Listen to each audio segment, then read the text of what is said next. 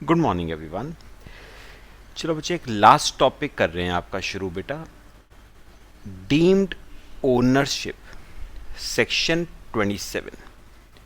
बेटा important discussions करेंगे, ध्यान से मेरी बात सबने समझनी है। हेडिंग लिखो मेरे साथ। डीम्ड ओनरशिप,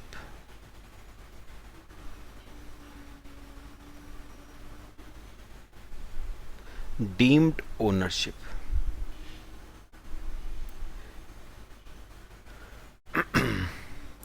सेक्शन 27 बहुत ध्यान से बेटा समझना है।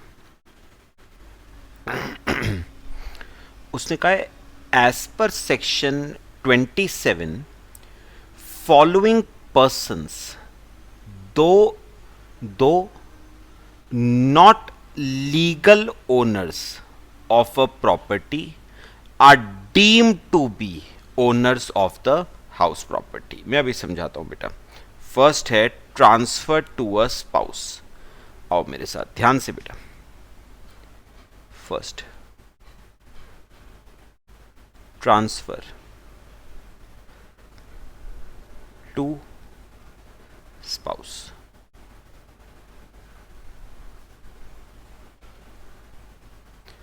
Transfer to spouse. बेटा एग्जाम्पल से आपको केस समझाता हूं, ध्यान से देखना। बेटा एक पर्सन है मिस्टर ए और उसकी वाइफ है मिसेस ए। उसकी वाइफ है मिसेस ए। बेटा मिस्टर ए कहीं पर जॉब करता है, कहीं पर जॉब करता है और वो साल के कमा रहा है बेटा 10 लाख रुपीस पर एनम। वो साल का कमा रहा है 10 लाख रुपीस पर एनम। और बेटा जो मिसेस ए है वो एक हाउसवाइफ है, मतलब इनकम जो है वो निल बटा निल है बेटा। ठीक है बच्चे, जो मिस्टर ए है कितनी सैलरी ले रहा है बेटा? 10 लाख। तो एक बार बताओ, अगर मैं टैक्स निकालूं मिस्टर ए की सैलरी पे, टैक्स ऑन रुपीस 10 लाख, तो बेटा कितना टैक्स आता है जरा निकाल के मेरे को बताओ। Up to 2.5 lakh. तो 10 लाख में से 2.5 लाख रुपए तक, 2.5 लाख रुपए तक नो टैक्स। फिर 2.5 लाख से 5 लाख तक 5%। तो 2.5 लाख से 5 लाख कितना हुआ? 2.5 लाख, उस पे 5%, 12,500 रुपए का टैक्स। ठीक है, और फिर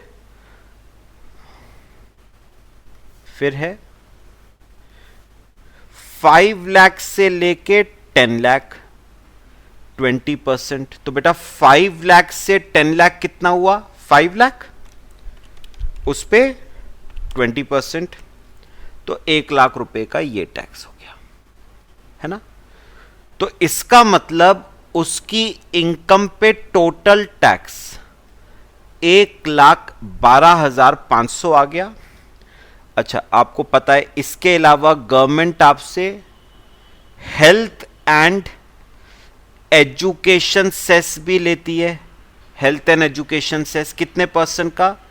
4% का। तो 1,12,500 पे 4%, 4,500 का गवर्नमेंट सेस लेती है आपसे। ठीक है, तो ये आ जाता है, टोटल टैक्स आपको पड़ेगा बेटा 1,17,000 रुपए का। ये tax currently mister A government को क्या कर रहा है? पे कर रहा है। ठीक है बेटा, कॉपी करो यहां तक, फिर आगे समझते हैं। क्लियर हुआ सबको? ध्यान से अब सुनना बेटा। बेटा पता है केस क्या है? अब जो मिस्टर ए है ना बेटा, अब जो मिस्टर ए है,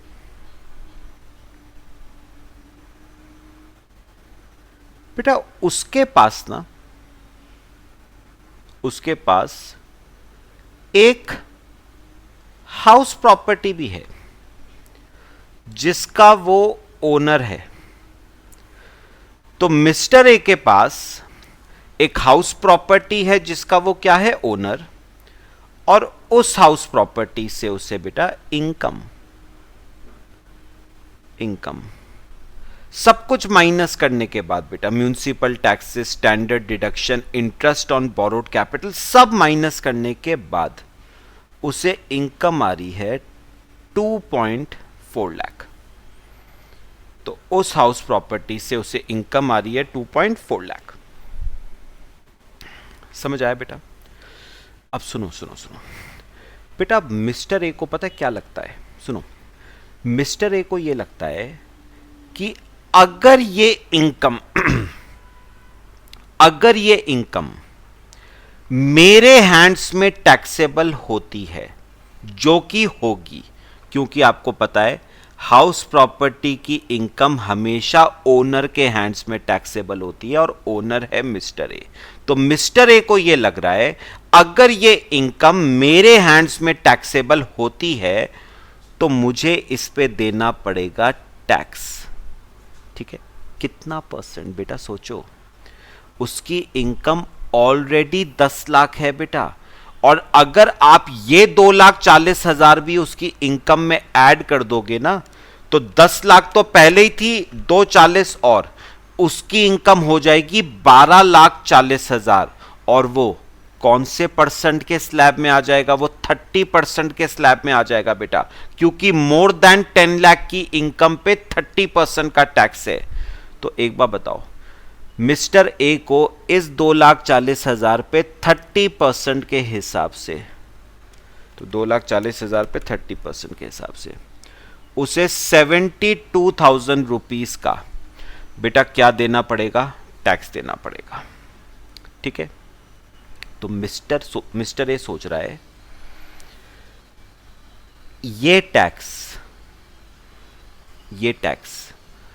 कैसे बचाया जाए, गवर्नमेंट की आंख में धूल कैसे झोंकी जाए, ऐसा क्या रास्ता खोजा जाए जिससे सांप भी मर जाए और लाठी भी ना टूटे। मतलब ये पैसा 2,40,000 घर का घर में भी रह जाए और हमें टैक्स भी ना देना पड़े। मतलब मिस्टर ए इस टैक्स को इवेड करना चाहता है बेटा, टैक्स की चोरी करना चाहता है मिस्टर ए गवर्नमेंट को यह टैक्स पे करना नहीं चाहता।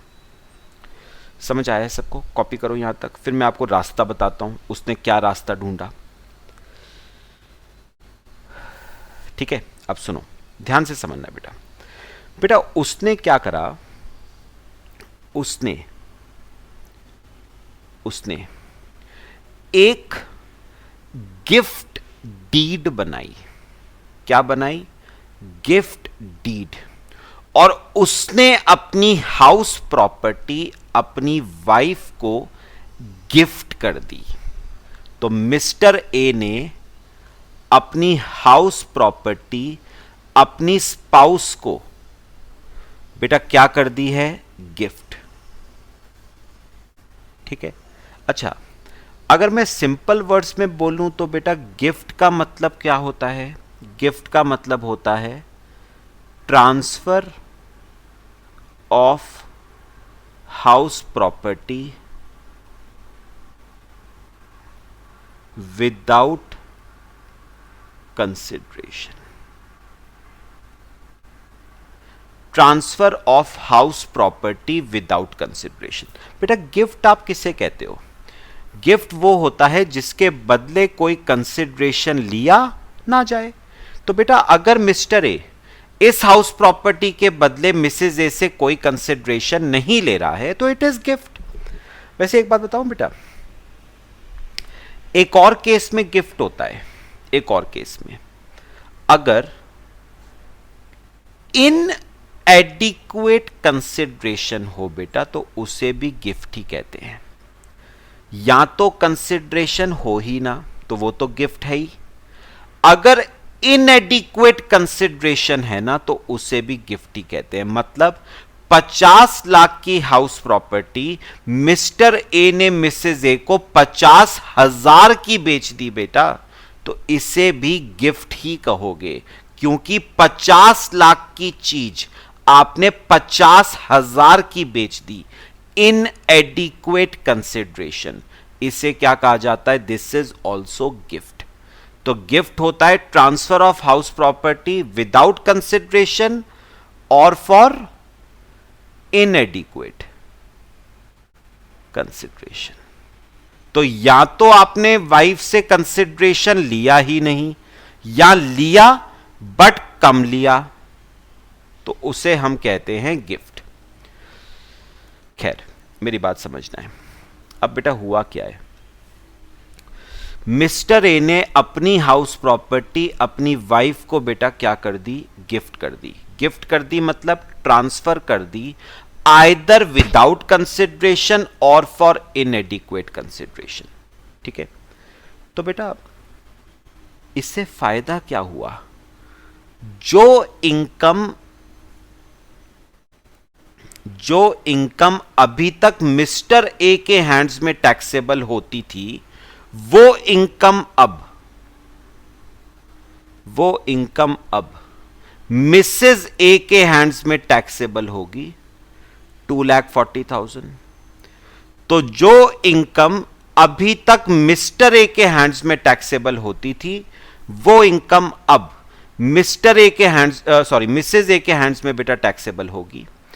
और आपको अच्छी तरह पता है बेटा 2.5 लाख तक की इनकम पे टैक्स 0 है, तो 2,40,000 की इनकम पे मिसेज ए कितना टैक्स देगी?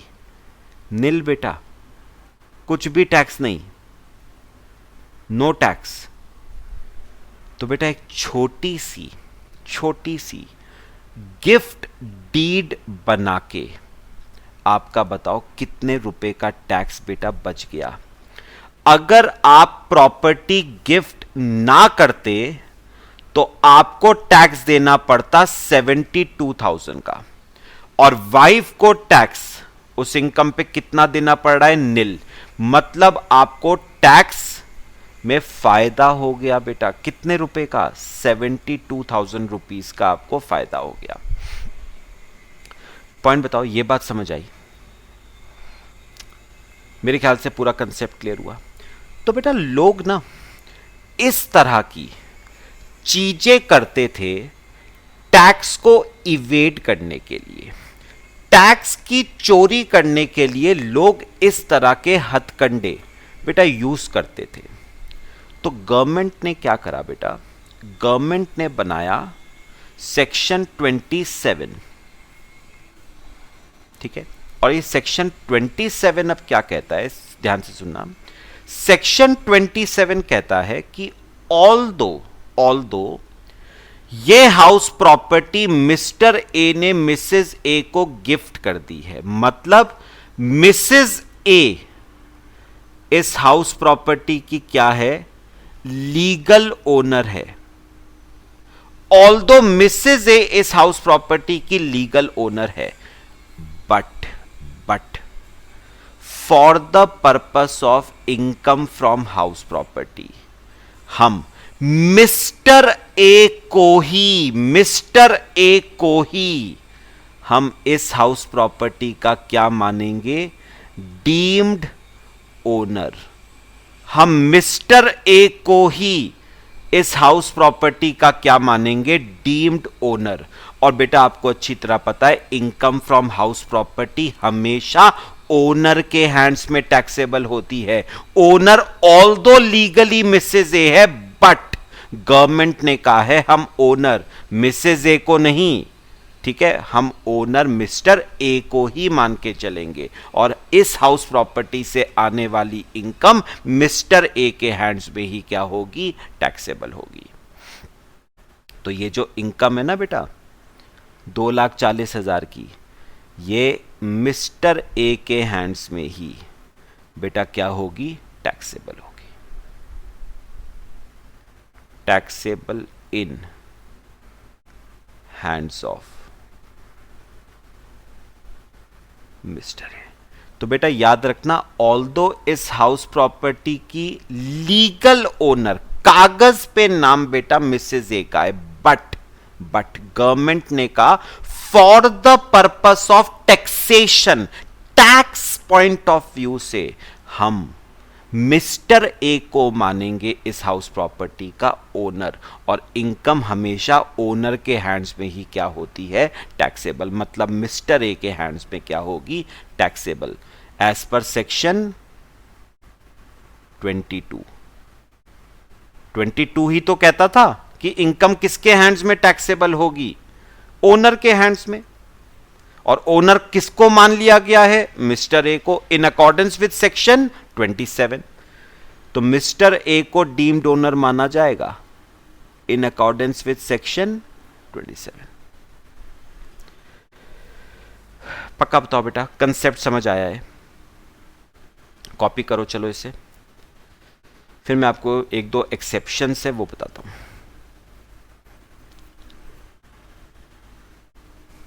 चलो सिंपल से एक दो एक्सेप्शन है बेटा। देखो बेटा, जो मैंने ऊपर रूल पढ़ाया ना आपको, उसके दो एक्सेप्शन है।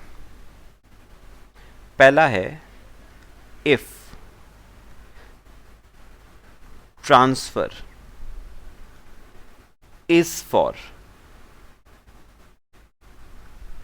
adequate consideration. If transfer is for adequate consideration, बेटा एक बात सुनना ध्यान से। बेटा गवर्नमेंट को ना, सुनो, गवर्नमेंट को दिक्कत गिफ्ट से है, गवर्नमेंट को दिक्कत सेल से नहीं है। बेटा आप अपनी वाइफ को हाउस प्रॉपर्टी देना चाहते हो ना, शौक से दो, कोई मनाही नहीं है बेटा, लेकिन पूरे पैसे लेके आप दो। मतलब 50 लाख की हाउस प्रॉपर्टी के पूरे 50 लाख लो, तब हाउस प्रॉपर्टी वाइफ के नाम करो। गवर्नमेंट को इसमें दिक्कत नहीं है। गवर्नमेंट को दिक्कत तब आती है जब आप हाउस प्रॉपर्टी गिफ्ट करते हो। गिफ्ट करते हो मतलब हाउस प्रॉपर्टी दे दी विदाउट कंसिडरेशन, या 50 लाख की चीज 50,000 की दे दी। गवर्नमेंट को इसमें दिक्कत है। गवर्नमेंट को किसमें दिक्कत नहीं है, सेल में दिक्कत नहीं है। तो बेटा याद रखना, दो चीजें होती हैं, मैं यहां पर थोड़ा सा कर देता हूं, सुनो। दो चीजें होती हैं, एक होता है बेटा गिफ्ट और एक होता है सेल। ठीक है बेटा, गिफ्ट किसे कहते हो, जब आप कोई चीज ट्रांसफर करते हो without consideration, that is gift. या आप कोई चीज ट्रांसफर करते हो for इनएडिक्वेट consideration, that is gift. मतलब 50 लाख की चीज 50,000 में दे दी, दैट इज गिफ्ट। सेल क्या होता है, जब आप कोई चीज ट्रांसफर करते हो फॉर एडिक्वेट कंसिडरेशन। एडिक्वेट मतलब 50 लाख की चीज के बदले आपने कितने रुपए लिए हैं, 50 lakh, that is known as sale. तो बेटा गवर्नमेंट को ना दिक्कत इसमें नहीं है बेटा। गवर्नमेंट के लिए, गवर्नमेंट कह रही है सेल करो, करो, वाइफ को करनी है सेल, शौक से करो, हमें कोई दिक्कत नहीं है। गवर्नमेंट को दिक्कत है गिफ्ट से। गवर्नमेंट कहता है गिफ्ट नहीं देना है। अगर आपने वाइफ को गिफ्ट दिया ना, तो ऑल्दो वाइफ उस प्रॉपर्टी की लीगल ओनर है, but for the purpose of taxation आपको ही उस प्रॉपर्टी का डीम्ड ओनर माना जाएगा, और उससे आने वाली इनकम आप ही के हैंड्स में क्या होगी, टैक्सेबल। तो बेटा पहला एक्सेप्शन क्या है, if transfer is for adequate consideration that is sale. तो सेल के केस में बेटा मिस्टर ए को डीम्ड ओनर माना नहीं जाएगा।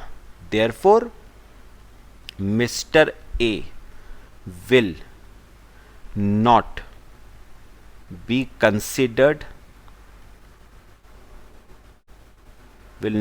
considered as deemed owner of house property. Hence income of rupees 2.4 lakh will be taxable in hands of Mrs A. तो बेटा उससे आने वाली इनकम मिस्टर ए के नहीं, मिसेज ए के हैंड्स में ही क्या होगी, टैक्सेबल, क्योंकि सेल करी है आपने। गवर्नमेंट को दिक्कत सेल से नहीं है बेटा, गवर्नमेंट को दिक्कत गिफ्ट से है। पहला एक्सेप्शन क्लियर हुआ बेटा। सेकंड बहुत सिंपल है, if transfer is under an agreement to live apart। Simple सा है बेटा। If transfer is under an agreement to live apart. अब ध्यान से सुनना बेटा, agreement to live apart simple words में बोला जाए तो डिवोर्स की बात हो रही है बेटा, डिवोर्स की। अब बेटा थोड़ा सा मैं आपको जरा बताता हूं कि डिवोर्स में होता क्या है बेटा। अब हस्बैंड और वाइफ दोनों एक दूसरे से क्या चाहते हैं, डिवोर्स चाहते हैं। मामला पहुंचा बेटा कोर्ट, ठीक है। कोर्ट ने हस्बैंड से पूछा कि हाँ भाई तुम्हारे पास बताओ क्या क्या प्रॉपर्टियां हैं। अब हस्बैंड ने अपनी बोस्टिंग करनी शुरू करी, अरे सर मेरे पास एक घर यहाँ पर है, एक घर यहाँ पर है, एक घर मेरा दुबई में भी है, एक घर मेरा दिल्ली मुंबई, मतलब जगह जगह पे घर फैले हुए हैं। कोर्ट कह रही है अच्छा चलो एक काम करो, फिर शांति से अच्छे बच्चे बन के एक घर अपनी वाइफ के नाम कर दो, ताकि वाइफ को कल को अपना घर चलाने में दिक्कत ना आए। बात समझ आई? तो मैंने क्या करा, मैंने अपना एक घर वाइफ के नाम कर दिया। और ऑब्वियस सी बात है बेटा, वाइफ से पैसा नहीं लिया होगा, ये ट्रांसफ़र हमेशा होता है विदाउट कंसिडरेशन। कोर्ट जब आपको ट्रांसफ़र करने को कहती है ना, तो आप कंसिडरेशन नहीं ले सकते बेटा, ये विदाउट कंसिडरेशन ही होता है। तो इस केस में बताओ क्या मुझको उस हाउस प्रॉपर्टी का डीम्ड ओनर मान लिया जाएगा बेटा? ऑल्दो मैंने ट्रांसफ़र किया है विदाउट कंसिडरेशन, क्या मुझे डीम्ड ओनर मान लिया जाएगा? नहीं माना जाएगा बेटा। क्यों? मैंने अपनी मर्जी से ट्रांसफ़र नहीं करा है भैया, कोर्ट ने मुझे ट्रांसफ़र करने को कहा था, तब जाके मैंने ट्रांसफ़र किया है। कोई टैक्स की चोरी वोरी करने के लिए ट्रांसफ़र नहीं किया है मैंने, शौक से नहीं करा है ट्रांसफ़र। मेरे को तो कोर्ट ने कहा था कि ट्रांसफ़र कर दो, तो मैंने ट्रांसफ़र करा।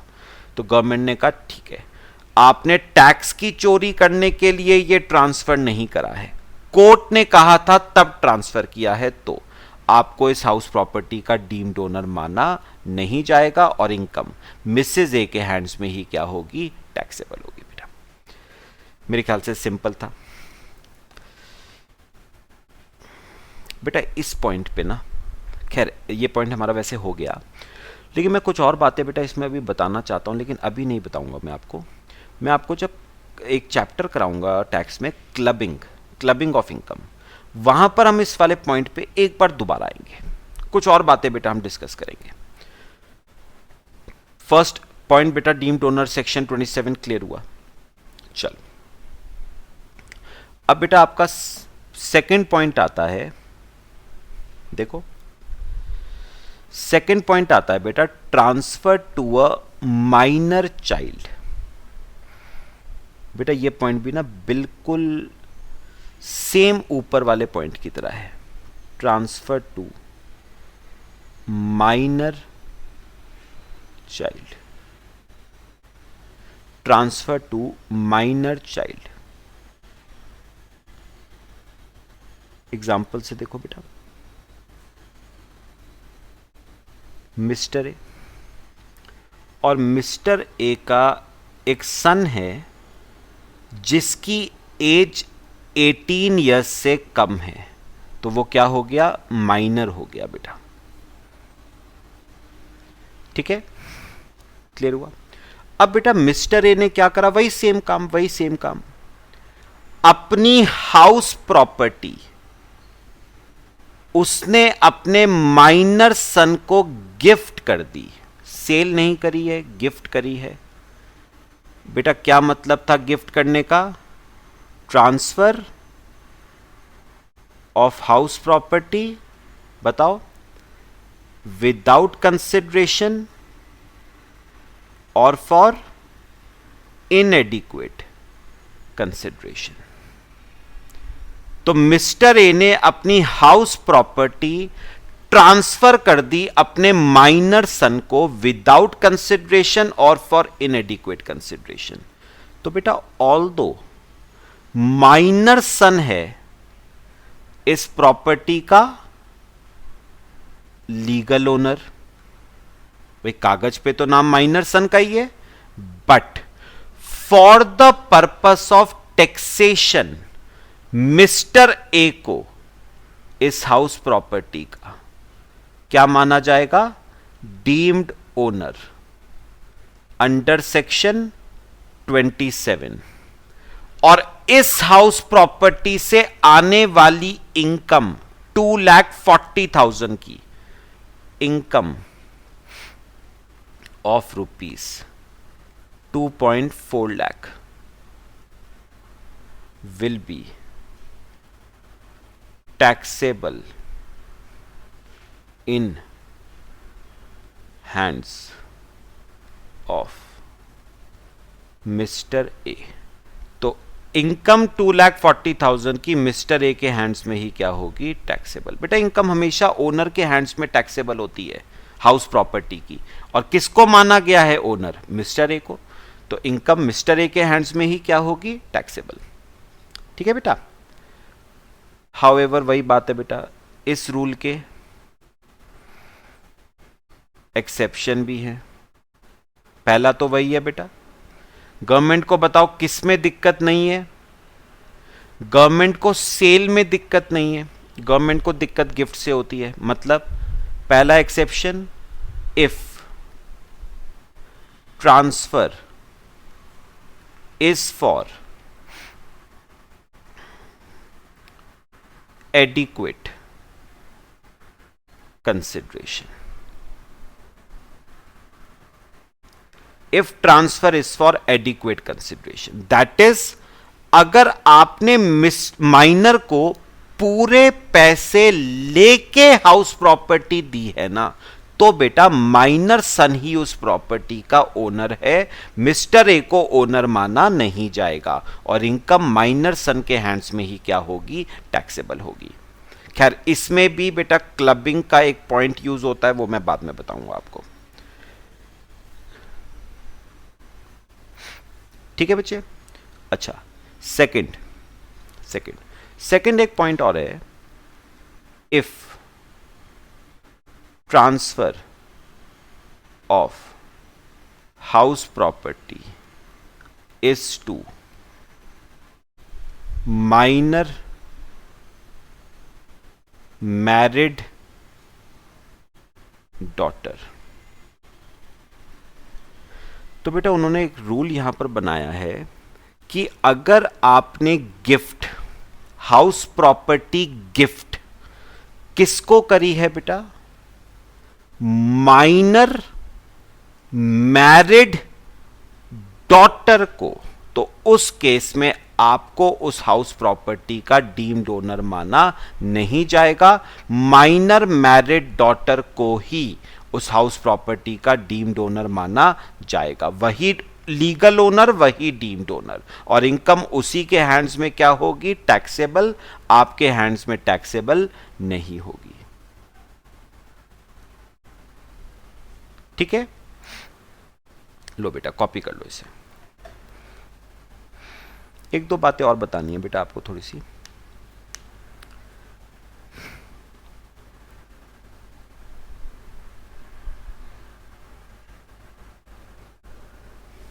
चल मेरी बात समझना सब बेटा, इसमें ना एक दो बातें और जरा ये देखना जरा। However if cash is transferred to spouse और minor child and such spouse or minor child acquires house property out of such cash, then transferor shall not be deemed to be the owner of house property। अब ये वाला point ना सुनना बेटा, ये वाला point जो है ना, ये पॉइंट इसके लिए और इसके लिए दोनों के लिए एप्लीकेबल है। लिखा हुआ है ना, if cash is transferred to spouse या माइनर चाइल्ड, तो ये वाला पॉइंट जो मैं अब पढ़ा रहा हूं आपको, ये दोनों के लिए एप्लीकेबल है, स्पाउस के लिए भी और माइनर चाइल्ड के लिए भी। अब सुनना हो क्या रहा है, सुनना हो क्या रहा है बेटा। उन्होंने कहा अगर मिस्टर ए स्पाउस को या अपने माइनर चाइल्ड को, स्पाउस को या माइनर चाइल्ड को, माइनर चाइल्ड को हाउस प्रॉपर्टी ट्रांसफर नहीं करता है बल्कि कैश देता है। मिस्टर ए स्पाउस को या माइनर चाइल्ड को हाउस प्रॉपर्टी नहीं दे रहा है बेटा, हाउस प्रॉपर्टी नहीं दे रहा है, कैश दे रहा है। ठीक है, और उस कैश से स्पाउस या माइनर चाइल्ड ने परचेज कर ली, स्पाउस या माइनर चाइल्ड ने परचेज कर ली हाउस प्रॉपर्टी। उस कैश से स्पाउस या माइनर चाइल्ड ने परचेज कर ली हाउस प्रॉपर्टी। तो बेटा हाउस प्रॉपर्टी ट्रांसफर नहीं करी थी मिस्टर ए ने, मिस्टर ए ने तो कैश ट्रांसफर किया था। उस कैश से स्पाउस या माइनर चाइल्ड ने हाउस प्रॉपर्टी परचेज कर ली। तो बेटा याद रखना, इस केस में मिस्टर ए को इस हाउस प्रॉपर्टी का डीम्ड ओनर नहीं माना जाएगा बेटा, डीम्ड ओनर नहीं माना जाएगा। डीम्ड ओनर तब माना जाएगा जब आप हाउस प्रॉपर्टी गिफ्ट करते हो। मैंने हाउस प्रॉपर्टी गिफ्ट नहीं करी है, मैंने कैश गिफ्ट किया है। उस कैश से स्पाउस और माइनर चाइल्ड ने हाउस प्रॉपर्टी खरीदी, तो मुझे उस प्रॉपर्टी का डीम्ड ओनर माना नहीं जाएगा। ठीक है, मेरे ऊपर सेक्शन 27 अप्लाई नहीं होगा। Section 27 does not apply. ठीक है बच्चे, लेकिन इसमें एक बात है जो फिर से बेटा आगे ही बताऊंगा आपको। लेकिन उन्होंने कहा है however clubbing provisions shall apply. मैं बेटा ये चैप्टर जब आगे कराऊंगा ना, क्लबिंग ऑफ इनकम, तब बताऊंगा आपको। डीम्ड ओनर तो नहीं माना जाएगा आपको, क्योंकि आपने हाउस प्रॉपर्टी ट्रांसफर नहीं करी है, आपने कैश ट्रांसफर किया है। बट क्लबिंग प्रोविजंस आपके ऊपर अप्लाई कर सकते हैं बेटा। ठीक है बेटा, बस अब 3 छोटे छोटे पॉइंट्स हैं। चलो, थर्ड है बेटा मेंबर ऑफ कोऑपरेटिव सोसाइटी। चलो सिंपल सी बात, देखो थर्ड पॉइंट, मेंबर ऑफ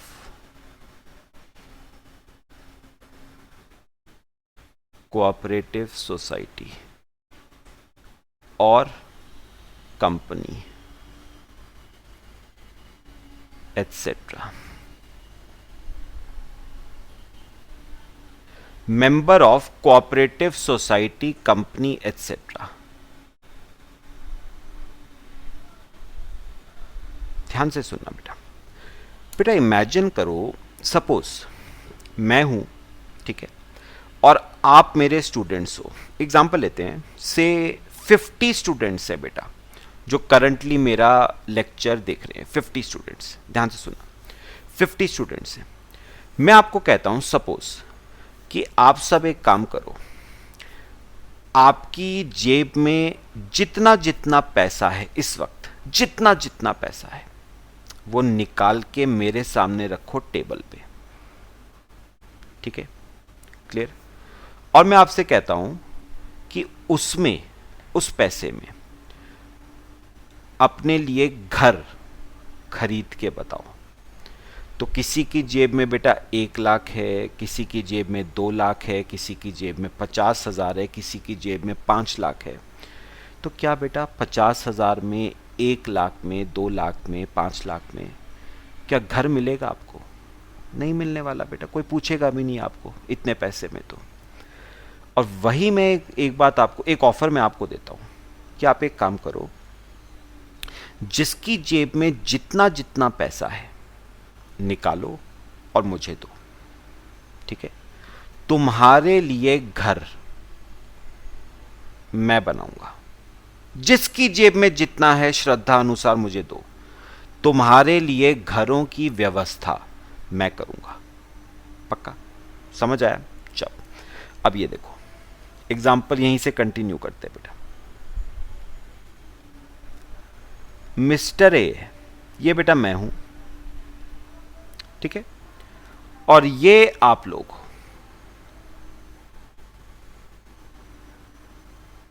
ये आप लोग हो। तो बेटा एग्जाम्पल के तौर पे आप सबसे बेटा कितने रुपए इकट्ठे हो गए? 50 लाख रुपए इकट्ठे हो गए बेटा। आप सबकी जेब से मिला के कितने रुपए इकट्ठे हो गए? 50 लाख इकट्ठे हो गए। तो आप लोगों ने कंट्रीब्यूशन किया 50 लाख रुपीस का, या आप लोगों ने कंट्रीब्यूशन किया और मुझे दे दिया कि सर ये पकड़ो 50 लाख, हमें घर, हमारे घरों की व्यवस्था कराओ। मैंने कहा चलो। अब बेटा मैंने क्या करा, मैंने ठीक है, पहले बनाई एक कोऑपरेटिव सोसाइटी, या आप इजी लगे तो कंपनी कह लो, कब कोऑपरेटिव सोसाइटी की जगह कंपनी। मैंने बनाई एक सोसाइटी, कोऑपरेटिव सोसाइटी बनाई बेटा, ठीक है, क्लियर। फिर मैंने क्या करा,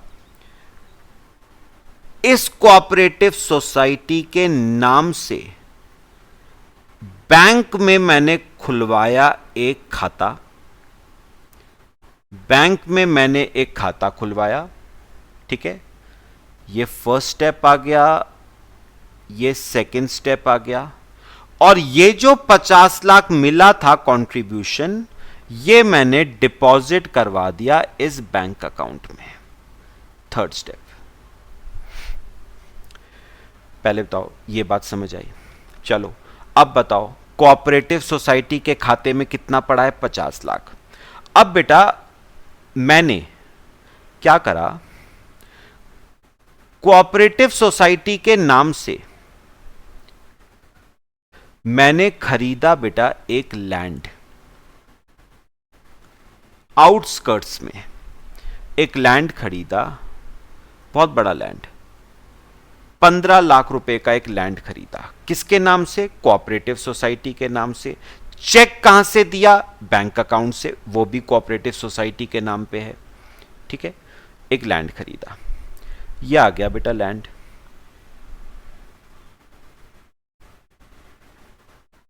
ये लैंड आ गया, ठीक है।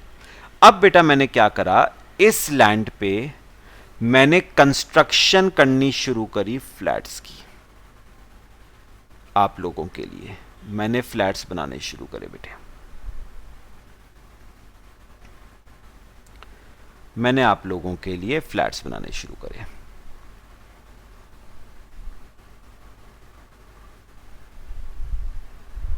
ये मैंने आप लोगों के लिए बेटा क्या बनाए, फ्लैट्स बनाए। क्लियर हुआ बेटा?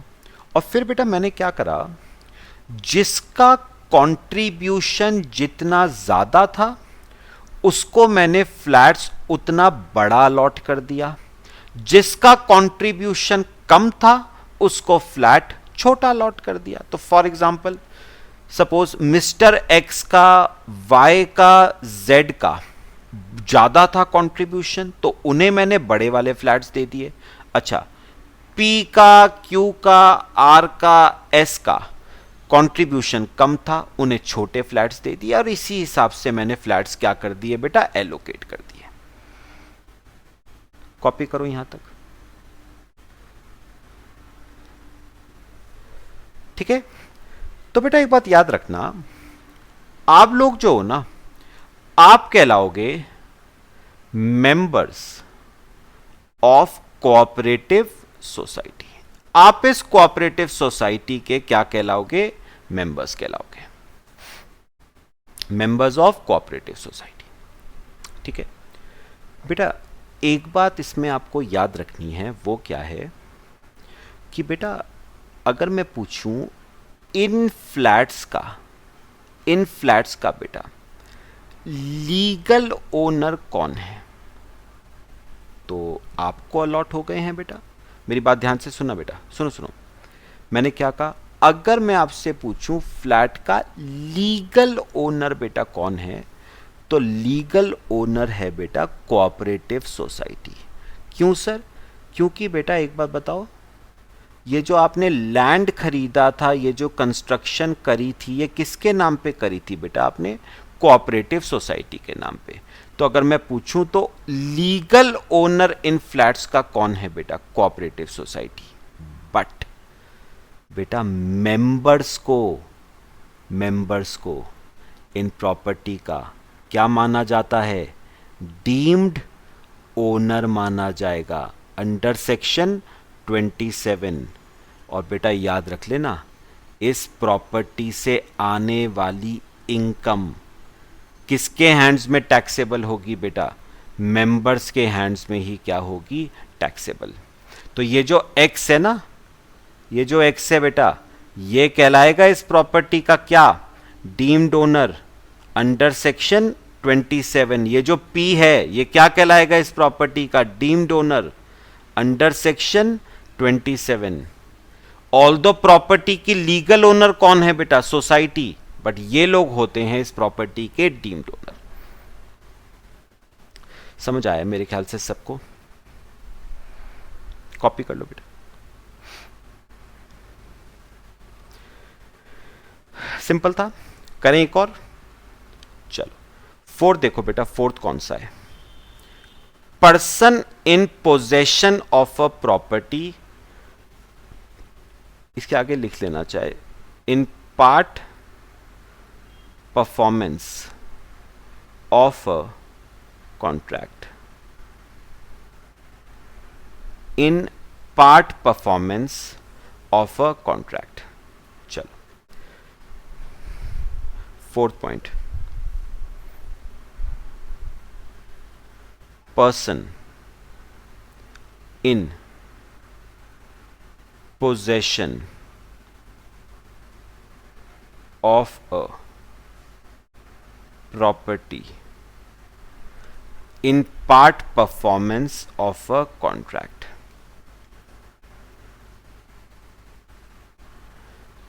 इन part performance of a contract बहुत सिंपल है, मैं आपको एग्जांपल से समझाता हूं। देखो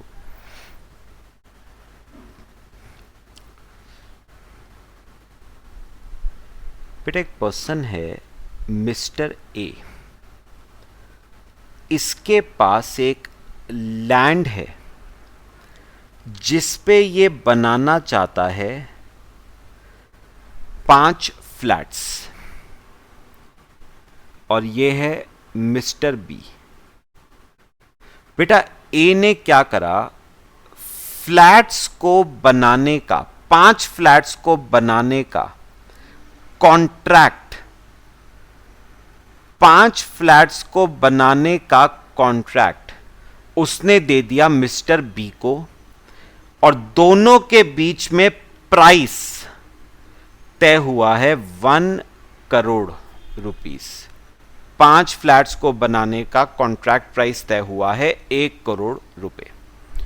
ठीक है बेटा, चलो मिस्टर बी ने बेटा फ्लैट्स बना दिए,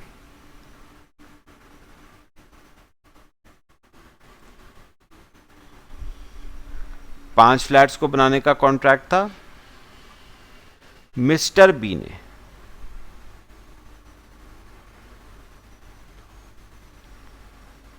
तो 5 फ्लैट्स बन गए, ground floor, first, second, third और फोर्थ। तो ये बन गए बेटा 5 फ्लैट्स। ठीक है बच्चे, अब क्या हुआ, अब मिस्टर बी ने मिस्टर ए से कहा, ला भाई निकाल, तेरे मेरे बीच में वादा हुआ था, कॉन्ट्रैक्ट प्राइस तय हुआ था 1 करोड़ रुपए, निकाल मेरा पैसा। तो वो अपने कितने रुपए मांग रहा है, 1 करोड़ रुपए मांग रहा है बेटा वो। ठीक है, मिस्टर ए ने क्या करा, मिस्टर ए ने उसको पे कर दिए। ठीक है, कितने, 80 लाख रुपीस तो मिस्टर ए ने मिस्टर बी को पे कर दिए। रह गए कितने, 20 लाख रह गए। ठीक है, अब मिस्टर बी ने मिस्टर ए से कहा, ला भाई 1 करोड़ की बात हुई थी, अभी तो तूने मुझे 80 लाख दिया है, 20 लाख रुपए और निकाल। ए ने कहा, यार पैसा तो नहीं है। बी ने कहा, अबे ये कैसी बात हुई, पैसा नहीं है, पैसा निकाल मेरा।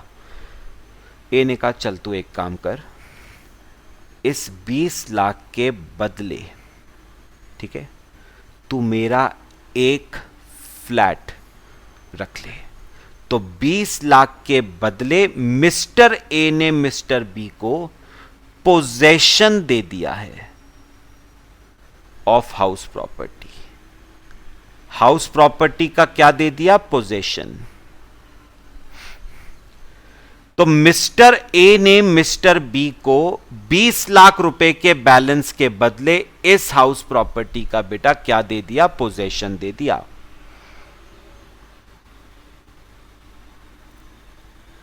बेटा एक बात याद रखना, ऑल्दो बच्चे मिस्टर ए इस हाउस प्रॉपर्टी का क्या है, legal owner. Sir mister a legal owner क्यों है, क्योंकि बेटा अभी इस फ्लैट के ना ओनरशिप अभी तक बी को ट्रांसफर नहीं हुई है। ओनरशिप, फ्लैट के कागजात अभी भी बेटा मिस्टर ए के नाम पे ही हैं। ओनरशिप अभी तक बी को ट्रांसफर नहीं हुई है, मतलब अभी भी इस प्रॉपर्टी का लीगल ओनर किसका, फ्लैट 4 का, फ्लैट 4 का लीगल ओनर बेटा अभी भी मिस्टर ए है। बट मिस्टर बी को इस प्रॉपर्टी का बेटा क्या माना जाएगा, डीम्ड ओनर। कौन से फ्लैट का, फ्लैट 4 का, अंडर सेक्शन 27। और इस फ्लैट से आने वाली इनकम मिस्टर बी के हैंड्स में ही क्या होगी, टैक्सेबल।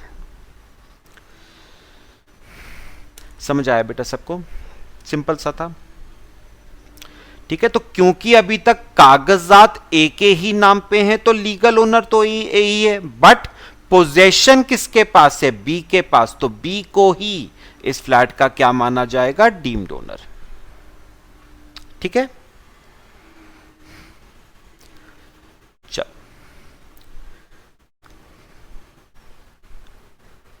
और बेटा इसमें अब लास्ट पॉइंट आता है, कॉपी कर लो। चलो लास्ट पॉइंट आता है बेटा, सिंपल सा है, होल्डर ऑफ इम्पार्शिएबल एस्टेट। ध्यान से समझना है सबने। Holder of impartible estate, holder of impartible estate. Copy करो बेटा। मैं आपको ना एक बहुत सिंपल बेटा इसका प्रैक्टिकल एग्जांपल देता हूं बेटा, बात समझ के देखना। होल्डर ऑफ इम्पार्शिएबल एस्टेट, ध्यान से सुनना।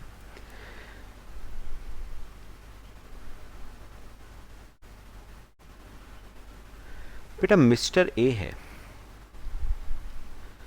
मिस्टर ए के पास ना एक हाउस प्रॉपर्टी थी बेटा,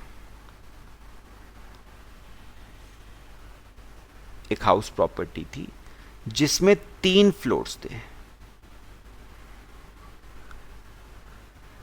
ground floor, first floor, second floor, और ये था बेटा टेरेस,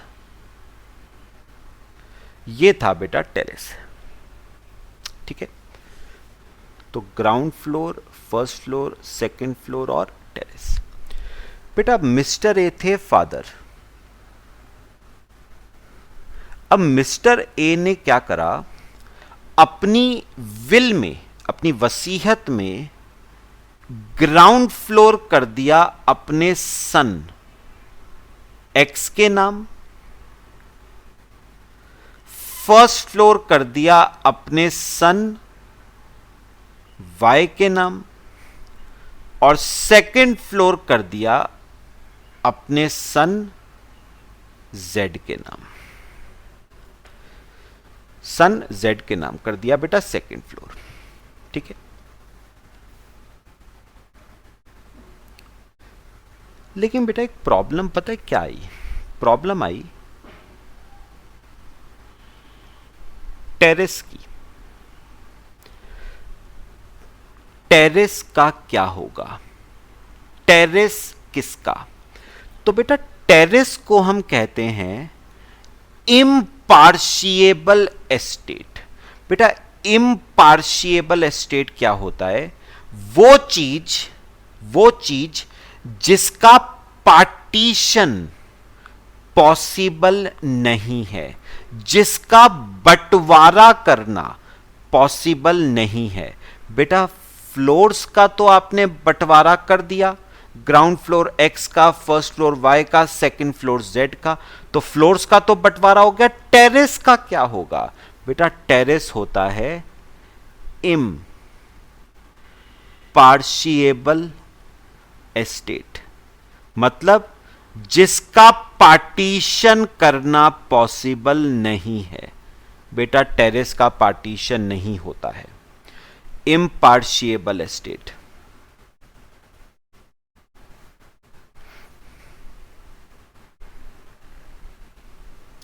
इम्पार्शिएबल एस्टेट क्या होता है बेटा? Impartial estate whose partition is not possible, जिसका पार्टीशन करना पॉसिबल नहीं है वो इम्पार्शिएबल एस्टेट है। जिसका पार्टीशन करना पॉसिबल नहीं है वो इम्पार्शिएबल एस्टेट है। और बेटा एक बात याद रखना, ऑल दो बेटा ऑल दो एक्स, वाई और जेड तीनों ही टेरेस के लीगल ओनर्स हैं। ऑल दो तीनों उस टेरेस के लीगल ओनर्स हैं, बट जो होल्डर होता है ना उस इम्पार्शिएबल एस्टेट का, मतलब जिसके पास टेरेस पे जाने की चाबी है, जो होल्डर है उस इम्पार्शिएबल एस्टेट का, बेटा उसी को डीम्ड ओनर माना जाता है। और सब घरों में बेटा बात बराबर है, ये सब घरों में है बेटा। जनरली बेटा टेरेस का होल्डर टेरेस की चाबी हमेशा बेटा उसी के पास होती है जिसके पास उससे नीचे वाला फ्लोर है। ये होता है बेटा, मेजॉरिटी घरों में यही होता है। जनरली टेरेस की चाबी होती है बेटा सन जेड के पास, जिसके पास सेकंड फ्लोर है उसी के पास टेरेस की चाबी होती है। तो सन जेड को बेटा इस प्रॉपर्टी का माना जाएगा डीम्ड ओनर टेरेस का अंडर सेक्शन 27, और इस टेरेस से आने वाली इनकम सन जेड के हैंड्स में ही क्या होगी, टैक्सेबल, उसे माना जाएगा होल्डर। मैं ये जनरली बता रहा हूं बेटा, जनरली टेरेस की चाबी जिसके पास होती है ना, जिसके पास उस इम्पार्शिएबल एस्टेट की कीज हैं, कीज ऑफ इम्पार्शिएबल एस्टेट, उसी को बेटा होल्डर माना जाता है, और जो होल्डर है वही डीम्ड ओनर होगा। मेरे ख्याल से बेटा पूरा केस समझ आया डीम्ड ओनर का, पक्का? तो इसी के साथ बेटा आपका ये वाला चैप्टर हमारा हाउस प्रॉपर्टी का फिनिश हो गया। कल से आपका न्यू चैप्टर शुरू करेंगे, न्यू हेड ऑफ इनकम शुरू करेंगे, profits and gains from business and profession. मेरे ख्याल से बेटा सारा केसेस क्लियर हुए, पक्का? चलो बाकी नेक्स्ट क्लास में डिस्कस करते हैं। Till then thank you.